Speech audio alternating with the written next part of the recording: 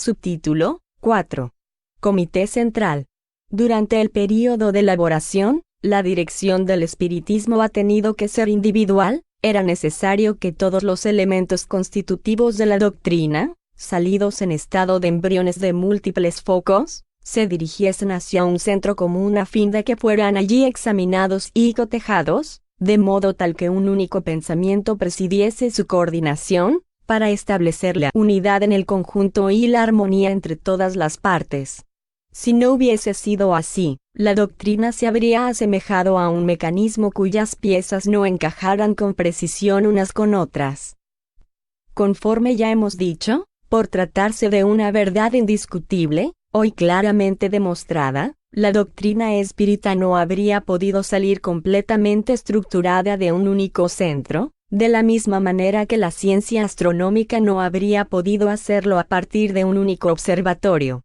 Cualquier centro que hubiese intentado conformarla a partir de sus observaciones exclusivamente, habría hecho algo incompleto, y se habría encontrado con una infinidad de puntos contradictorios. Si 1000 centros quisieran hacer cada uno su doctrina, no habría dos iguales en todos los puntos. Si estuviesen de acuerdo en cuanto a los fundamentos, diferirían inevitablemente en cuanto a la forma. Ahora bien, como hay mucha gente que atiende más a la forma que a la sustancia, habría tantas sectas cuantas formas diferentes. La unidad solo podía resultar del conjunto y de la comparación de todos los resultados parciales. Esta es la razón por la que era necesaria la concentración de los trabajos. Véase la Génesis, capítulo 1, Caracteres de la Revelación Espírita, numeral 51 y siguientes. Pero lo que era ventajoso por un cierto tiempo, más tarde se volvería inconveniente. En la actualidad, el trabajo de elaboración se encuentra concluido en lo relativo a las cuestiones fundamentales, y los principios generales de la ciencia se encuentran establecidos, de modo que la dirección, que debió ser individual al comienzo, debe convertirse en colectiva. En primer lugar, porque llegará un momento en que su peso excederá las fuerzas de un solo hombre. En segundo lugar, porque un conjunto de individuos a cada uno de los cuales les corresponde apenas un voto y que nada pueden hacer sin el concurso unos de otros presentará mayor garantía de estabilidad que uno solo, capaz de abusar de su autoridad y pretender que predominen sus ideas personales. En vez de un jefe único, la dirección será confiada a un comité central permanente, cuya organización y atribuciones serán definidas de modo tal que no se permitan arbitrariedades. Ese comité estará compuesto a lo sumo por 12 miembros titulares que deberán a tal efecto reunir ciertas condiciones indispensables y de igual número de consejeros. Se completará asimismo según reglas igualmente determinadas, a medida que queden vacantes los cargos, por fallecimiento o por otras causas. Una disposición especial establecerá el modo por el cual serán nombrados los 12 primeros. El comité nombrará a su presidente por un año. La autoridad del presidente será puramente administrativa. Él dirigirá las deliberaciones del comité, velará por la ejecución de los trabajos y por la documentación correspondiente, no obstante, fuera de las atribuciones que los estatutos constitutivos le confieran, no podrá tomar ninguna decisión sin el concurso del comité. Por lo tanto, no habrá posibilidad de abusos ni alimento para la ambición, como tampoco pretextos para intrigas o celos, ni supremacía ofensiva. El comité central será, pues, la cabeza, el verdadero jefe del espiritismo, jefe colectivo que nada podrá hacer sin el consentimiento de la mayoría. Suficientemente numeroso para ilustrarse mediante la discusión, no lo será tanto como para que haya confusión. La autoridad del Comité Central será moderada, y sus actos fiscalizados, por los congresos o asambleas generales, a las que nos referiremos más adelante. Para la generalidad de los adeptos, la aprobación o la desaprobación, el consentimiento o el rechazo, las decisiones, en definitiva, de un cuerpo constituido que representa la opinión colectiva, tendrán forzosamente una autoridad que jamás tendrían si emanase de un solo individuo que apenas representa una opinión personal. Muchas veces se rechaza la opinión de una sola persona, porque se considera una humillación el hecho de someterse a ella, pero se acata sin dificultades la de muchos. Quede debidamente entendido que aquí se trata de una autoridad moral, en lo que respecta a la interpretación y aplicación de los principios de la doctrina, y no de un poder disciplinario cualquiera. Esa autoridad será, en materia de espiritismo, lo que es la de una academia en materia de ciencia. Para el público extraño, un cuerpo constituido tiene mayor ascendiente y preponderancia contra los adversarios, sobre todo, presenta una fuerza de resistencia y dispone de medios de acción con los que un individuo no podría contar, de modo que lucha con ventajas infinitamente mayores. Una individualidad está sujeta a ser atacada y aniquilada, no sucede lo mismo con una entidad colectiva. Además, una entidad colectiva ofrece garantías de estabilidad que no existen cuando todo recae sobre una sola cabeza. Si el individuo se encontrara impedido por alguna causa, todo quedaría paralizado. Una entidad colectiva, por el contrario, se perpetúa con continuidad. Aunque pierda a uno o a varios de sus miembros, no peligra. La dificultad, alegarán, consistirá en reunir de modo permanente 12 personas que estén siempre de acuerdo. Ahora bien, lo esencial es que estén de acuerdo en lo atinente a los principios fundamentales. Eso constituirá una condición absoluta para que sean admitidas en la dirección, como también para todas las que participen de ella. Sobre las cuestiones de detalles pendientes, poco importa que tengan divergencias, visto que la opinión de la mayoría es la que prevalece. Aquel cuya manera de ver esté acertada, tendrá buenas razones para justificarla. Si alguno se retirara, contrariado por no conseguir que sus ideas predominen, no por eso las cosas dejarían de seguir su curso, y no habría motivo para lamentar su salida, pues habría dado prueba de una susceptibilidad orgullosa, poco espírita, capaz de generar perturbaciones. La causa habitual de división entre personas que tienen responsabilidades en común es el conflicto de intereses y la posibilidad de que unos suplanten a otros en provecho personal. Esta causa no puede existir desde el momento en que el perjuicio de uno en nada aprovechará a los otros, dado que todos son solidarios y con la desunión solamente pueden perder en vez de ganar. Esta es una cuestión de detalle prevista en la organización. Admitamos que entre los miembros del comité haya un falso hermano, un traidor, al que los enemigos de la causa hayan ganado para sí. ¿Qué podrá hacer él, si no dispone más que de un voto en las decisiones? Supongamos que si bien es imposible todo el comité se dirija por un mal camino, ahí estarán los congresos para orientarlo de nuevo hacia el orden. La fiscalización de los actos de la administración le corresponderá a los congresos, que podrán decretar la reprobación o una acusación contra el Comité Central por infracción de su mandato, por apartarse de los principios establecidos o por tomar medidas perjudiciales a la doctrina. Por eso el comité recurrirá al Congreso en los casos en que considere que su responsabilidad podría encontrarse gravemente comprometida. Dado que los congresos constituyen un freno para el comité, al contar con la aprobación de los mismos, este último toma nuevas fuerzas. De ese modo, el jefe colectivo depende, en definitiva, de la opinión general, y no puede apartarse del camino recto sin riesgo para sí mismo. Las principales atribuciones del Comité Central serán, primero, el cuidado de los intereses de la doctrina y de su propagación, mantener su utilidad mediante la conservación de la integridad de los principios sustentados, proveer al desarrollo de sus consecuencias, segundo, el estudio de los nuevos principios susceptibles de ingresar en el cuerpo de la doctrina, tercero, la concentración de todos los documentos e informaciones que puedan ser de interés para el espiritismo, cuarto, la correspondencia, quinto, el mantenimiento, la consolidación y la extensión de los vínculos de fraternidad entre los adeptos y las sociedades particulares de los diversos países, sexto, la dirección de la revista espírita, que será el periódico oficial del espiritismo, a la que se podrá agregar otra publicación periódica.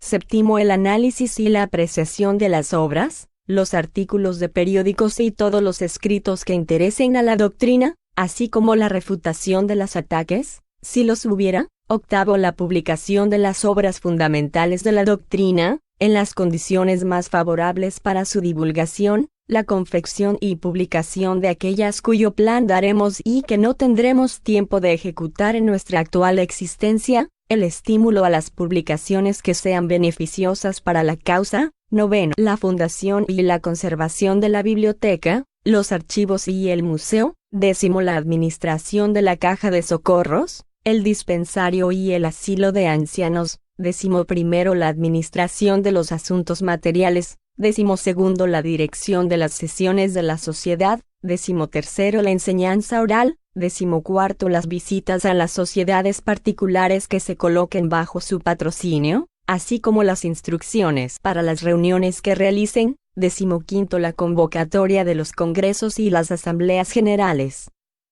Esas atribuciones serán distribuidas entre los miembros del comité, de acuerdo con la especialidad de cada uno, quienes, si fuera preciso, serán asistidos por una cantidad suficiente de auxiliares o de simples empleados. Subtítulo 5. Instituciones accesorias y complementarias del Comité Central.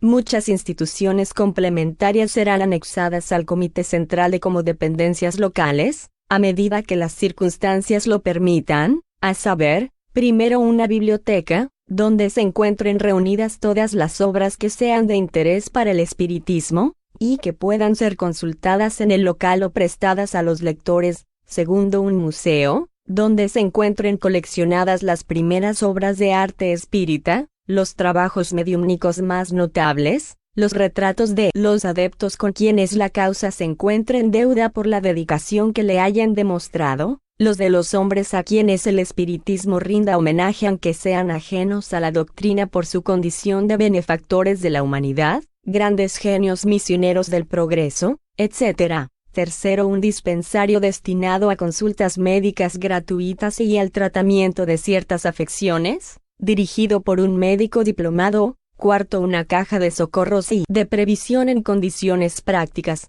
Quinto, un asilo de ancianos. Sexto, una sociedad de adeptos, que celebre sesiones regularmente.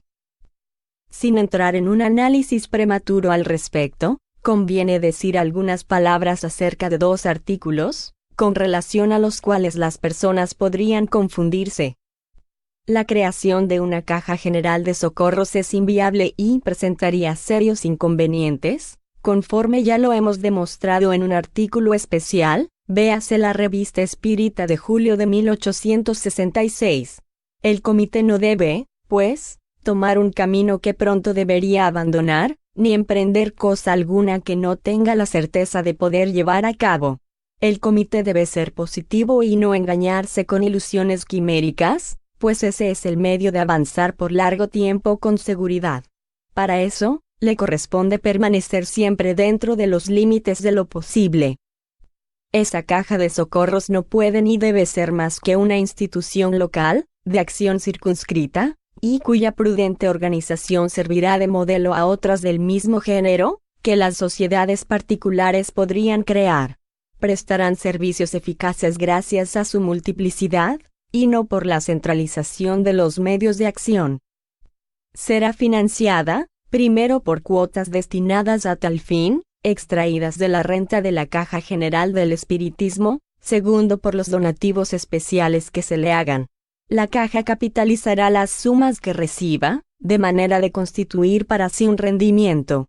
Con esa renta prestará los socorros temporarios o vitalicios, y cumplirá las obligaciones de su mandato, que serán estipuladas en el reglamento de su constitución. El proyecto de un asilo de ancianos, en la acepción completa del término, no podrá concretarse desde el comienzo, debido a los capitales que esa fundación demandaría, y también porque es preciso dar a la administración el tiempo para afianzarse y desempeñar sus funciones con regularidad, antes de complicar sus atribuciones con emprendimientos que podrían fracasar. Sería una imprudencia intentar demasiadas cosas antes de que se tenga la certeza de disponer de los medios para su concreción. Esto se comprenderá fácilmente siempre que se tomen en cuenta todos los detalles relativos a establecimientos de esa clase. Es conveniente alimentar buenas intenciones, pero ante todo es preciso tener la posibilidad de realizarlas. Subtítulo 6. Alcances de la acción del Comité Central. Al comienzo se formó espontáneamente un centro de elaboración de ideas espíritas, sin una intención premeditada, por la fuerza de las circunstancias, pero sin carácter oficial. Ese centro era necesario, porque si no hubiera existido, ¿cuál habría sido el punto de conexión entre los espíritas diseminados en diferentes países? Al no tener ocasión para comunicar sus ideas, sus impresiones, sus observaciones a todos los demás centros particulares, que también estaban diseminados y tal vez carecían de consistencia, habrían quedado aislados y se perjudicaría de esa manera la difusión de la doctrina. Hacía falta, pues, un punto de concentración desde el cual todo se irradiase. El desarrollo de las ideas espíritas, lejos de afectar la utilidad de ese centro, hará sentir mejor la necesidad de su funcionamiento, porque cuanto más considerable sea el número de adeptos, tanto mayor será su necesidad de aproximarse y conformar un haz. La constitución del espiritismo, al regularizar el estado de cosas, tendrá por efecto hacerlo producir mayores ventajas y llenar las lagunas que presente. El centro que esa constitución habrá de crear no será una individualidad, sino un foco de actividad colectiva que se desenvolverá en bien del interés general, y donde se anulará toda autoridad personal. Pero, ¿cuál será el alcance del círculo de actividad de ese centro? ¿Estará destinado a regir el mundo y a que se convierta en árbitro universal de la verdad? Pretender que así fuese sería comprender mal el espíritu del espiritismo, puesto que, por la misma razón que éste proclama los principios del libre examen y de la libertad de conciencia, rechaza la idea de presentarse como una autocracia, si acaso llegará a serlo, desde el comienzo ingresaría en un camino funesto. El espiritismo tiene principios que, por estar fundados en las leyes de la naturaleza y no en abstracciones metafísicas, tienden a convertirse y, por cierto, llegará el día en que lo hagan en los principios de la generalidad de los hombres. Todos los aceptarán, porque encontrarán en ellos verdades palpables y demostradas, del mismo modo que han aceptado la teoría del movimiento de la Tierra. Con todo, pretender que el espiritismo se organice en todas partes de la misma manera, que los espíritas del mundo entero se sometan a un régimen uniforme, a una misma forma de proceder, que deban esperar que la luz les llegue de un punto fijo, en el cual tendrán que fijar la mirada, sería una utopía tan absurda como la de pretender que todos los pueblos de la tierra constituyan un día una única nación, gobernada por un único jefe, regida por el mismo código de leyes y sometida a las mismas costumbres. Aunque haya leyes generales que pueden ser comunes a todos los pueblos, esas leyes serán siempre, en cuanto a los detalles de la aplicación y de la forma, apropiadas a las costumbres, a los caracteres, a los climas de cada uno. Así habrá de ser con el espiritismo organizado. Los espíritas del mundo entero tendrán principios comunes que los ligarán a la gran familia por el vínculo sagrado de la fraternidad, pero cuya aplicación podrá variar de acuerdo con las regiones, sin que por eso la unidad fundamental se quiebre, y sin que se formen sectas disidentes que se arrojen piedras y se lancen anatemas unas a otras, lo que sería por completo antiespírita. Podrán, pues, formarse e inevitablemente se formarán centros generales en diferentes países, ligados apenas por la comunión de creencia y por la solidaridad moral, sin subordinación de unos a otros, sin que el de Francia, por ejemplo, alimente la pretensión de imponerse a los espíritas americanos, y viceversa. La comparación con los observatorios astronómicos, de la que antes nos hemos valido, es perfectamente apropiada. Existen observatorios en diferentes puntos del globo, todos, sea cual fuere la nación a la que pertenezcan, se basan en principios generales y reconocidos de la astronomía, lo cual no los hace tributarios unos de otros.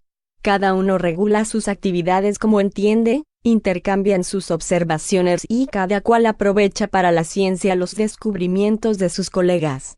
Lo mismo sucederá con los centros generales del espiritismo, serán los observatorios del mundo invisible, compartirán lo que obtengan de bueno y de aplicable a las costumbres de los países donde se establecieron, ya que el objetivo que tienen en vista es el bien de la humanidad y no la satisfacción de ambiciones personales. El espiritismo es una cuestión de fondo. Aferrarse a la forma sería una puerilidad indigna de la magnitud de su objeto. Por eso, los centros que se encuentren compenetrados del verdadero espíritu del espiritismo deberán tenderse fraternalmente las manos, y unirse para combatir a los enemigos que tienen en común, la incredulidad y el fanatismo.